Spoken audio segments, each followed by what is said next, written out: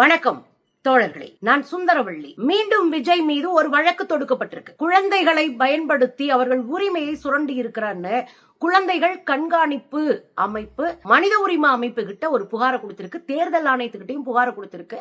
பொது வழியில் விஜய் மன்னிப்பு கோர வேண்டும் அப்படின்னு கேட்டிருக்கிறாங்க. நீதிபதி அவர்கள் குழந்தைகள் பாதுகாப்பாக இருங்கள், தவறான முடிவை எடுக்காதீர்கள் அப்படின்னு அட்வைஸ் பண்ணி இருக்கிறாரு நீதிபதி. இதுக்கெல்லாம் இடையில 500 ரூபாய் ஒரு குழந்தைக்கும் கொடுத்து டிவிக்கே ரோட்ல கத்த வச்ச வீடியோ வெளியாகி பேர் அதிர்ச்சியை கொடுத்திருக்கிறது தோழர்களே.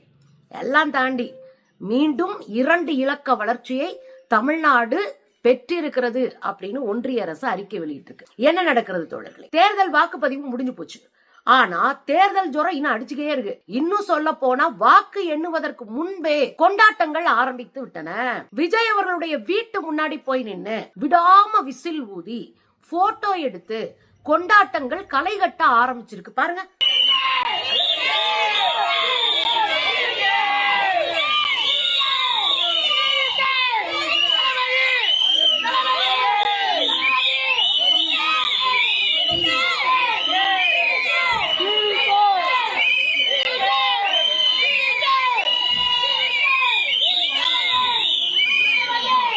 தேர்தல என்ன முடிவு வரும் என்ற வரை காத்திருப்பது இவர்களுக்கு அவசியம் இல்லை. ஆனா தேர்தல் கொண்டாட்டத்துக்குள்ள இறங்கிட்டாங்க. நாங்க தான் ஜெயிப்போம், ஏற்கனவே அண்ணன் விஜய் ஜெயிப்பார்னு போஸ்டர் அடிச்சு ஒட்டியாச்சு, முதலமைச்சராக தேர்ந்தெடுத்த மக்களுக்கு நன்றின்னு போஸ்டர் அடிச்சு ஒட்டியாச்சு. இதெல்லாம் தாண்டி இன்னைக்கு போட்டோ எடுத்து விஜய் வீட்டு முன்னாடி ஏதோ கோயில்ல தரிசனம் பண்ற மாதிரி மக்கள் குவிய ஆரம்பித்திருக்கிறார்கள். இது ஒரு பெரிய ஆச்சரியத்தை ஏற்படுத்துது. யாருடா நம்ம மக்கள், இத்தனை நாள் எங்கேயா இருந்தாங்க அப்படின்ற ஒரு நிலைமையத்தான் உணர்த்துது. இதுக்கு இடையில விஜயனுடைய வேட்பாளர் செல்வான்னு ஒருத்தர் குழந்தைங்களுக்கு ஒரு 6 வயசு 7 வயசு இருக்கிற குழந்தைங்களுக்கு 500 ரூபாய் கொடுத்து தெருத்தோறும் வீதிதோறும் விஜய் டிவிக்கேன்னு கத்த வச்சிருக்கிறார். இது எப்படியா வெளியாச்சுன்னா, சாதாரணமா அந்த ஊர்ல இருக்கிற இளைஞர்கள் எதுக்கடா கத்துறீங்கன்னா 500 ரூபாய் கொடுத்தாங்க அதனால கத்துறோம். இந்த 500 ரூபாயை கொடுத்து வீதியா கத்த வச்சாங்க, ஒருத்தருக்கும் ஒரு 500 ரூபாய் கொடுத்தாங்க அப்படின்னு வீடியோ வெளியாயிருக்கு. பெரிய அதிர்ச்சியை தந்திருக்கு பாருங்களேன். எவ்வளவு கொடுத்தாங்க உங்களுக்கு? காட்டுனா நம்புறேன். எத்தனை பேருக்கு? எல்லாத்துக்கும் 500 ரூபாயா? 5 பேருக்கு சேர்த்து 500 ரூபாய் கொடுத்தாங்களா? யாரா தம்பி கொடுத்தது? யாரு கொடுத்தாங்க? விஜய் கொடுத்தாரா?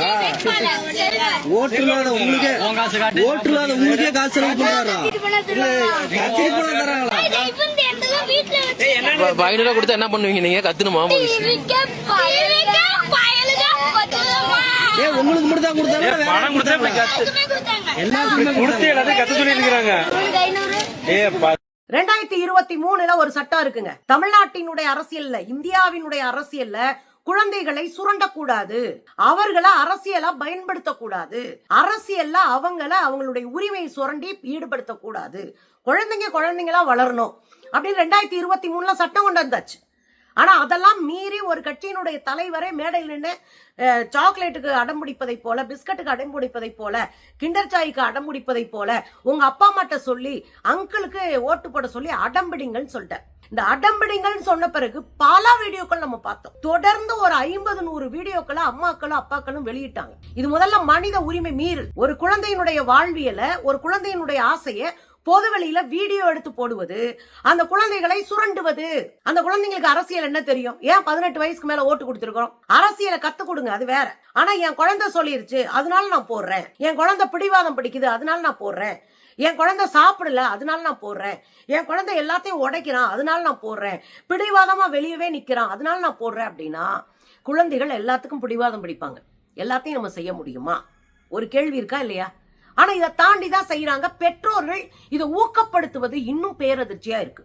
இது குழந்தைகளுடைய உளவியல் மட்டும் இல்ல, அவங்க கேரக்டரை மாத்துகிற ஒரு சூழலை உருவாக்கும். அந்த குழந்தைங்களை இந்த சமூகத்துல புறக்கணிக்கிற ஒரு இடத்துக்கு கொண்டு போய் நிக்க வைக்க போகுது. அதுலயும் பாத்தீங்கன்னா ஸ்டாலின் அவர்களுடைய படம் ஒரு இடத்துல ஒட்டப்பட்டிருக்கு. ஒரு சின்ன குழந்தை ஒரு குச்சியோட வர்றான், வந்துட்டு வெளியே போங்க, நீங்க வீட்டை விட்டு வெளியே போங்க. இதெல்லாம் ஏற்கனவே ஆணாதிக்க சமூகம் நம் குழந்தைகளுக்கு கற்றுக் கொடுத்த வார்த்தை. வீட்டை விட்டு வெளியே போங்க அப்படின்னா முதலமைச்சர் ஸ்டாலின் அவர்களுடைய படத்தை அடிக்குது ஒரு குழந்தை. பாருங்களேன்.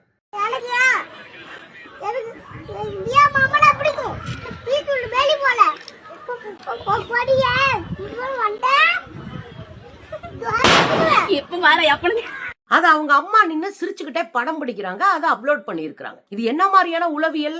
பேரண்ட்ஸ் என்ன மாதிரி குழந்தைங்களை பாத்துக்கிறீங்க? இது எவ்வளவு பெரிய பின்னடைவை இந்த சமூகத்துக்கு உருவாக்கும், குழந்தைங்களுக்கு உருவாக்கும். இதெல்லாம் அவங்களுக்கு தெரியல. அவங்க பாட்டுக்கு ஏதோ ஜாலியா செஞ்சுட்டு போறாங்க. இன்னொரு பக்கம் பாத்தீங்கன்னா ஒரு 1.5 வயசு குழந்தை வீட்டுல உட்காந்து அழுதுகிட்டு விஜய் அங்கிளுக்கு ஓட்டு போடலன்னா நான் எதுவும் பண்ண மாட்டேன் அப்படின்றாங்க. அதை அவங்க அப்பா போட்டோ எடுத்து வீடியோ எடுத்து போட்டுக்கிட்டு இருக்காரு. என்னங்க நடக்குது பாருங்க. ஏன் அழுகுற? ஏன் ஏன் ஏன் நான் என்ன பண்ணேன்? சரி விஜய் ஓட்டு போடுவானா? சரியா? விஜய் போடக்கூடாது. சரியா? சரி சரி சரி விஜய் ஓட்டு போடு. விஜய் ஓட்டு விஜய் ஓட்டு போடுறேன். நானும் விஜய் ஓட்டு போறேன். 2 பேர் போலாம் நாளைக்கு. 2 பேர் நாளைக்கு போலாம். 2 பேர் நாளைக்கு போலாம். சரி சரி நாளைக்கு போய் விஜய் ஓட்டு போறேன்.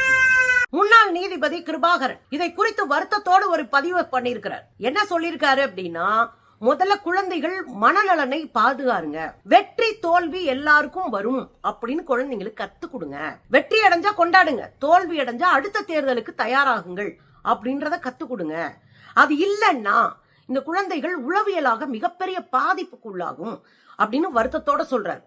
ஏன் இதை அவர் பதிவு பண்றாருன்னா, நிறைய இடங்கள்ல சின்ன பசங்க நாங்க செத்துருவோம், நாங்க செத்து போயிருவோம், ஒருத்தெல்லாம் கழுத்துல கத்தி வச்சுக்கிட்டு அவரே மிரட்டுறாரு, நான் கழுத்தை அறுத்துக்குவேன், எல்லாரும் ஓட்டு போடுங்கன்றாரு. இது என்ன மனநிலைன்னு புரியல. ரொம்ப மோசமான மனநிலை. அதைத்தான் இவர் இங்க வலியுறுத்தி சொல்றாரு. சாவு தீர்வு இல்லை.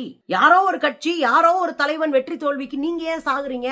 வெற்றி அடைஞ்சா அவர் ஜாலியா முதலமைச்சரா இருப்பாரோ அல்லது அமைச்சரா இருப்பாரோ எம்எல்ஏ இருப்பாரோ, தோத்து போனா படம் நடிக்க போயிருவாரு. நாம ஏன் சாகணும் அப்படின்னு குழந்தைங்களுக்கு கத்து கொடுங்க. குழந்தைகளை பாதுகாப்பா வச்சுக்கோங்க. வெற்றி தோல்வி ஜனநாயகத்தில் சகஜம் என்று கற்றுக் கொடுங்க. ரொம்ப முக்கியமான இடம். ஜெயிச்சுக்கிட்டே யாரும் இருக்க முடியாது. மிகப்பெரிய தோல்விகள், மிகப்பெரிய அவமானங்கள், புறக்கணிப்புகள் பிறகுதான் ஒரு சமூகம் தன்னை நிலைநிறுத்தும், ஒரு தனி மனிதன் தன்னை நிலைநிறுத்த முடியும். அந்த இடத்துக்கு குழந்தைங்களை யோசிக்க வைங்க, குழந்தைங்களை பேச வைங்க, குழந்தைங்களுக்கு கத்து கொடுங்க அப்படின்னு ரொம்ப ரெக்வஸ்ட் பண்ணி கேட்டிருக்கிறாரு. ஒரு காலத்துல 10th ஃபெயில் ஆயிட்டாங்கன்னா சூசைட் பண்ணுவாங்க. அதவே நம்ம என்ன பண்ணுவோம், கொஞ்சம் கொஞ்சமா சொல்லி தோல்வியெல்லாம் ஒண்ணு இல்ல, அடுத்த கட்டத்துக்கு முயற்சி பண்ணுவோம் அப்படின்னு நம்ம குழந்தைங்களை திருத்தி கொண்டு வந்திருக்கோம். ஆனா இன்னைக்கு பாருங்க, திரும்பியும் நான் யாரோ ஒரு விஜய் ஜெயிக்கலன்னா நான் செத்துருவேன்னு சொல்ற ஒரு சமூகத்தை உருவாக்கிக்கிட்டு இருக்கோம். அதைத்தான் ஐயா கருணாகரன் அவர்கள் சொல்றாரு. ரொம்ப கவனமா இருங்க, குழந்தைகளை பாதுகாப்பா வைங்க, ரொம்ப கவனத்தோட இந்த தேர்தலை அணுகுங்கள்னு சொல்ற அளவுக்கு இந்த தேர்தலை நாசப்படுத்தி வச்சிருக்கு தாவேக கும்பல். இது இடையில தான் நேத்து செங்கோட்டையன் அறிவிச்சிருக்காரு, நாங்க 200 தொகுதிகள்ல வெல்வோம், 200 தொகுதிகளில் வெல்வோம் அப்படின்னு பயங்கரமான சவால் விட்டுருக்கிறாரு. இதெல்லாம் தேர்தல் பிரச்சாரத்துக்கு போய் மக்களை சந்திச்சு நாங்க 200 தொகுதி வெல்வோம்னா அதுல ஒரு நியாயமாவது இருக்கு. மக்களை சந்திச்சிருக்கிறாங்க, வாய்ப்பு இருக்கியா அப்படின்னு ஒரு நியாய தர்மம் பார்க்கலாம். மக்களையே சந்திக்கல, மெடிக்கல் லீவ்லே இருந்த ஒரு கும்பல் ஒரு 10 பேரு கூட ஒழுங்கா போய் பிரச்சாரம் பண்ணாம இன்னைக்கு 200 தொகுதின்றது எவ்வளவு பெரிய ஆசை, எவ்வளவு பெரிய கனவு, எவ்வளவு பெரிய பகல் கனவு அப்படின்னு பார்க்க வேண்டியிருக்கு. அதனாலதான் ரங்கராஜ் சொல்லியிருக்காப்ல, ரங்கராஜ் பாண்டே இருக்காப்ல, அவர் சொல்லியிருக்கிறார் 10 தொகுதிகள் கூட இந்த தமிழக வெற்றி கழகம் ஜெயிக்காது, 10 தொகுதிகள் கூட தமிழக வெற்றி கழகம் ஜெயிக்காது. அப்படி 10 தொகுதியை ஜெயிச்சிட்டாங்கன்னா நான் அரசியல் பேசுறதே விட்டுறேன் அப்படின்னு சவால் விட்டுருக்கிறார். 10 தொகுதிகள் கூட இவங்க ஜெயிக்க மாட்டாங்க, அப்படி ஜெயிச்சாங்கன்னா நான் அரசியல் பேசுறதை விட்டுறேன் இருக்கார் பாருங்க. இதுக்கு இடையில தான் மிகப்பெரிய ஒரு ட்விஸ்டே குழந்தைகள் கண்காணிப்பு அமைப்பு, குழந்தைகள் உரிமை கண்காணிப்பு அமைப்பு, குழந்தைகளுடைய உரிமை பாதுகாக்கப்படுதுன்ற அமைப்பு தேர்தல் ஆணையத்திற்கும் மனித உரிமை ஆணையத்திற்கும் குழந்தைகள் உரிமை பாதுகாப்பு ஆணையத்திற்கும் ஒரு கடிதத்தை எழுதி இருக்கிறாங்க. உடனே புகார் எழுப்பணும் அப்படின்னு இருக்காங்க. தேர்தல் ஆணையத்துக்கு என்ன புகார் கொடுத்திருக்காங்க, 2023 குழந்தைகளை தேர்தலுக்கு பயன்படுத்த கூடாதுன்னு நம்ம சட்டம் கொண்டு வந்துட்டோம். ஆனா விடாம குழந்தைங்களை பயன்படுத்தி அவர்களுடைய உரிமைகளை சுரண்டி அவர்கள் கண்மூடித்தனமா நம்ப வைப்பது, குழந்தைகள் உரிமையை சுரண்டுவது, அதை விஜய் வெளிப்படையா செஞ்சிருக்காரு. எனவே விஜய் பொதுமக்களிடம் வெளிப்படையாக மன்னிப்பு கோர வேண்டும், தேர்தல் ஆணையம் அவர் மீது நடவடிக்கை எடுக்க வேண்டும் என்று புகார் கொடுத்திருக்காங்க. விஜய் மீது தேர்தல் ஆணையம் நடவடிக்கை எடுக்க வேண்டும். இன்னொரு பக்கம் குழந்தைகள் உரிமை பாதுகாப்பு ஆணையத்திற்கு ஒரு புகாரை அனுப்பியிருக்கிறாங்க. குழந்தைகள் உரிமை இப்படி காவு கொடுக்கப்படுது. குழந்தைகள் பொது வெளியில ஒரு ப்ராப்பர்ட்டி மாதிரி பயன்படுத்தப்படுறாங்க. சில நடிகர்களுடைய சொந்த அரசியலுக்காக குழந்தைகள் பயன்படுத்தப்படுறாங்க. இதை தடுத்து நிறுத்த வேண்டும்.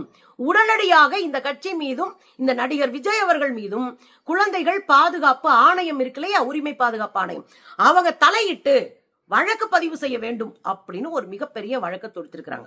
இது பேரதிர்ச்சியை விஜய் கும்பலுக்கு ஏற்படுத்தி இருக்கிறது. காரணம் என்ன அப்படின்னா, குழந்தைகளை வச்சு எதை வேணாலும் செய்யலாம்னு நினைச்சிட்டு இருந்தவங்களுக்கு ஒரு தலையில இடியை இறக்கி இருக்கிறது. இதெல்லாம் தாண்டி ஒரு முக்கியமான குட் நியூஸ் என்ன அப்படின்னா, தமிழ்நாட்டினுடைய வளர்ச்சி குறித்து ஒன்றிய அரசின், அதாவது மோடி அரசினுடைய புள்ளியியல் துறை ஒரு ஆய்வு அறிக்கையை வெளியிட்டிருக்கிறாங்க. அந்த ஆய்வு அறிக்கையில தமிழ்நாடு முதலிடத்தில் இருக்கிறது. மீண்டும் 2 இலக்க வளர்ச்சி. போன முறை, அதாவது 2024-25 ஆண்டுல 11.19% நம்ம வளர்ந்திருந்தோம். 12% இலக்கோட முதலிடத்துல இருந்தோம். இப்பவும் நம்ம முதலிடத்துல இருக்கோம். 11% வளர்ச்சியோடு முதலிடத்துல இருக்கோம். இந்த வளர்ச்சிக்கு இடையில தான் அமெரிக்காவோடு நாம் செய்த ஒப்பந்தம், நம் நாடு செஞ்ச ஒப்பந்தம், அமெரிக்கா நம் நாட்டுக்கு மேல போட்ட 18% வரி உட்பட எல்லா பிரச்சனைகளுக்கும் மத்தியில தமிழ்நாடு 2 இலக்க வளர்ச்சியில நிக்குது அப்படின்றதையும் சேர்த்து பார்க்கணும். அப்ப தமிழ்நாடு வளர்கிறது, தமிழ்நாடு போராடுது, தமிழ்நாடு வெற்றி அடைகிறது அப்படின் போது அது மிகப்பெரிய நமக்கு ஒரு பெரிய வாய்ப்பை உருவாக்கி கொடுக்கிறது. இந்தியாவிலே தலை நிமிர்ந்து தமிழ்நாடு நிக்குது. ஆனா விஜய் கும்பல் இந்த தேர்தலை ஒரு விளையாட்டாக அணுகுகிறார்கள். அதற்கான பதிலை வர 4ஆம் தேதி அவங்களுக்கு கொடுத்துடலாம்.